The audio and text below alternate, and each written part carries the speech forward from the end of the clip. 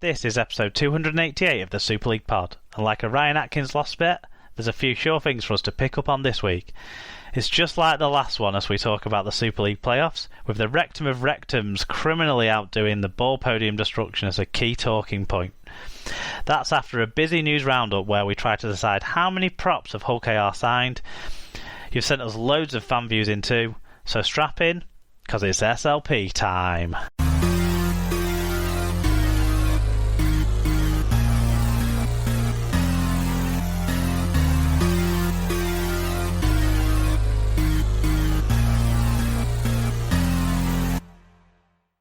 Hello listeners, welcome along to episode 288 of the Super League Pod. This week you've got me, Mark, you've got Alan. Welcome back, Alan. Hello everybody. And we've got Sarah. Hello, Sarah. Hello. Hello.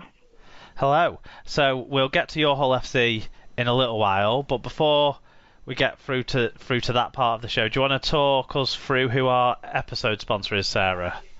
Yep, so this week we're sponsored again by Rob's Toy Shop, and you can find a wide range of toys, gifts, rugby league birthday cards and more at Rob's Toy Shop on eBay. Visit visit that site, but visit stores.ebay.co.uk/Rob's Toy Shop. And on any orders over £5, you can earn 5% cash back, and also 1% of your order value will go into the SLP coffers if you put SLP discount at the checkout. It's alright, it doesn't matter that you messed up the link. Rob didn't listen after Cass's season ended when they beat St Helens in March. So we're alright. It's all good. We're alright. No, thanks to Rob's Toy Shop. So we've got some big news from around Super League to get through, I suppose, when we get to the news. Clubs start getting busy finalising things for 2021. So there's some big names in the sport to talk about there. Then we've got week one of the playoffs to talk about. Plus an Origin game or two, in fact, to discuss. And we'll give our predictions for the upcoming semi-finals and the Origin decider as well. But we wanted to cover off a bit of shout-outs before, and kind of general information, I suppose, before we get to that stage. So I spent Saturday night writing all about my views on who the choice for the 12th team in Super League in 2021 would be, or as we were just discussing before we started recording, the favourites for relegation in 2021, as they might also be known. Maybe. So I wrote quite a lengthy piece, to be honest. I went through all the different criteria that had been outlined, and I also took a look at how it might have applied if Toronto had been involved in this process now, which some people are saying to Toronto that they should do that, but no, Carlo Lavolsi isn't willing to risk taking over a club and then getting a 12-point deduction, it sounds like. So yeah, that doesn't look like that's going to happen. There's links to the blog post on our Twitter and Facebook feeds, and also if you go to superleaguepod.com, it'll be by the time you listen to this, it'll be the second most recent post on there, because the episode blog post will be there before. But yeah, Alan, it sounds like it was all for nothing anyway, because the rumours are Bradford are a shoo-in. What's that about? How, as a Bradford fan, can you justify that?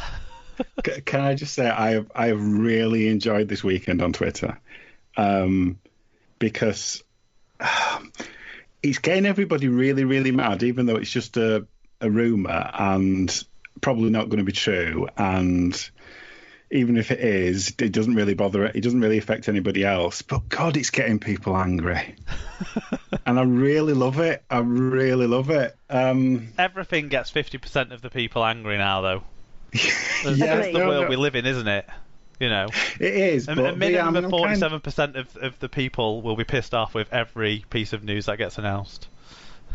Yeah, I mean, look, it's a process that's going through. It's not a bad thing to have somebody who used to be on the inside as part of your board. That's not a bad thing. Being in a massive city isn't a bad thing. Being a former winner of the competition isn't a bad thing. And to be fair to you, I mean, your final conclusion is way off, but that's by the by. But you do cover it very well within the blog in terms of the complexities of making the decision. But yeah, I'm just it was absolutely speculative, Al. Let's not talk about thoroughness when it was speculative.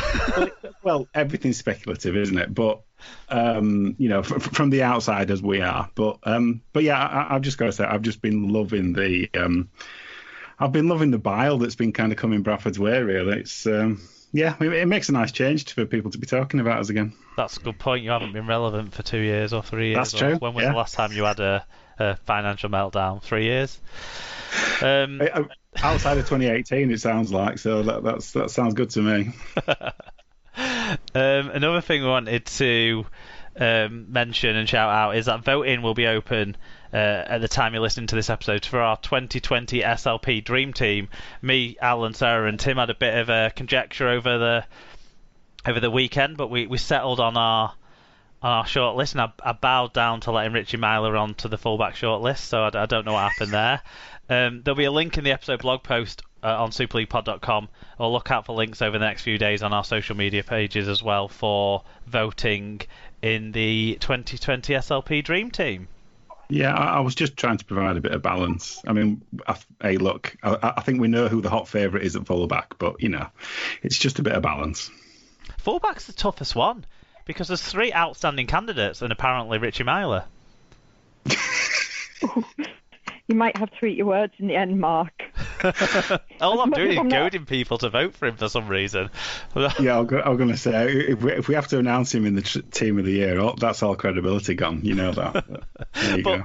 But most of the debating we had to do was around who's going to be our 5th and 6th choices for positions, and with the fullback one, it's just, I still don't know who I'm going to pick.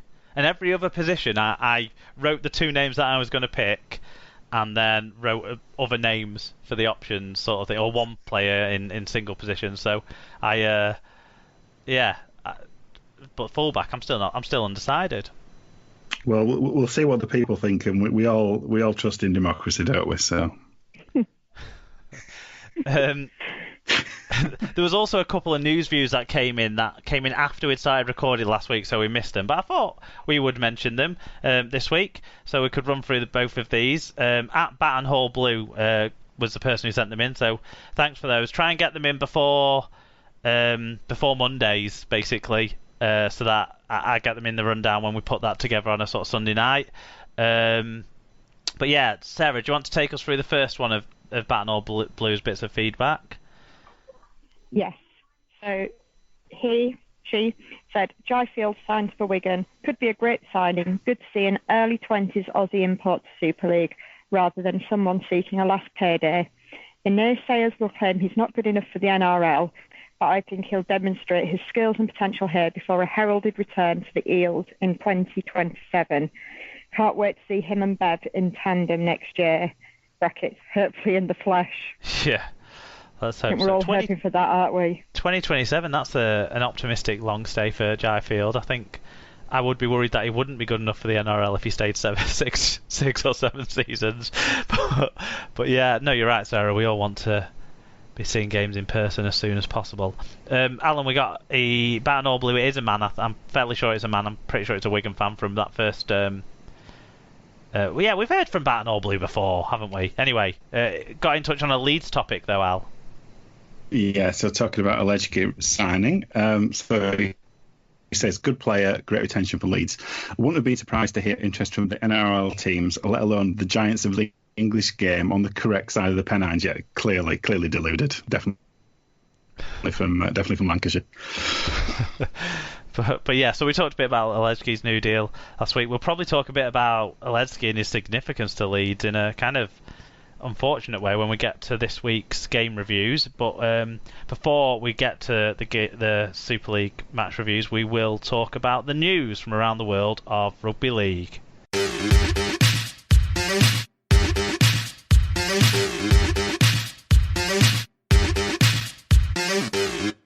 Okay, so first up in the news, former England captain and Great Britain lock Sean O'Loughlin is to retire at the end of 2020, ending his 19-year career at Wigan Warriors.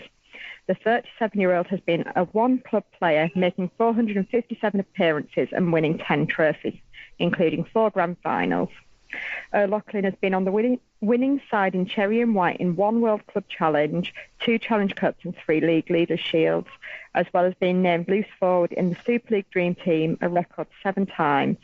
He was also consistent at international level, captaining his country and scoring 5 tries in 25 tests, whilst also playing 11 times for Great Britain. He has been limited by injury to only 6 outings this season, but still aims to be involved in the run-in. I've loved every minute of it. I've always known it would be a difficult decision because it's something you love doing. To not be able to do that going forward is pretty difficult to take, O'Loughlin said.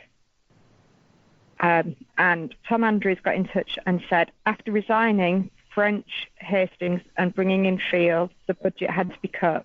Oh, sorry, re-signing, not resigning. I was confused by that. After re-signing French, Hastings and bringing in Field, the budget had to be cut. Sadly, this led to Locker's cryo chamber being made redundant, so he can no longer continue. In all seriousness, one of the last 13s in the game, except Minichella. Great career and no doubt an RL Hall of Fame career. And then Joshua's granddad said, one of the best 13s in the 2010s. Guilty of too many headshots, definitely hung around a few years too long. I mean, the best. Not one of. Come on, John.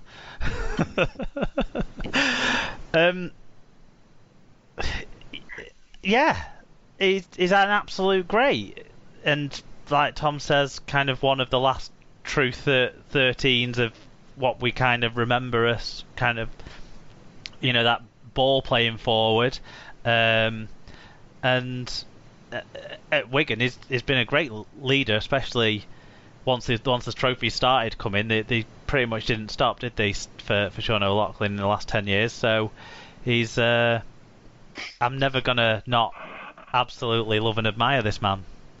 I don't know what your guys' opinion is. I think he's one of those players that I'd probably have a higher respect for if he wasn't a Wigan player. Fair.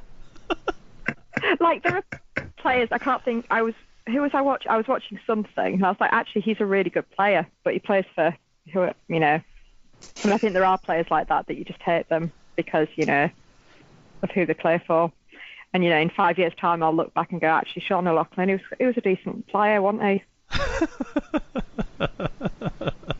And that's the nearest to a compliment you're going to get. Fair enough. I do object a little bit to your dad's hung around a few years too long. He was Wigan's Player of the Season in 2017, so that's only 3 seasons ago. And this year his injuries have super caught up with him. He's had the odd injury spell during his career. Most significantly, he missed pretty much all of 2005, if I remember right. But yeah, it's still had a good influence. Is the plan that he'll hang around? Yeah, I mean, I have to say, I kind of. Yes, the plan is for him, Sarah, to go onto the coaching staff from right away, basically. Yeah. Sorry, I have to say, no, it's all right. It's all right. Obviously, he has a reputation about only turning up for big games, in terms of physically, not that he's not there when he's not playing. You know what I mean? But he actually, when you look at his games that he's played over the last, other than I think this season and that season you mentioned, where he played the figures of games.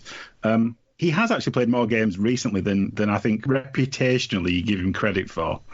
And yeah, I do think it's probably time in terms of injuries, and he's 37 is kind of that age where a lot of people's bodies start to give out professionally.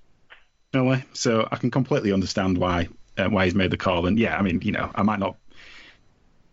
He never played for my team. I never had that affection for him, but I can see that he's been a defining player in the league in the last kind of 12. It's not really news, is it, in a way, because he announced this at the start of the season, but everyone sort of thought, with this year being weird, maybe he'll play on another year. But I think it's the right time for him to sort of take a step back from the playing side of things. It's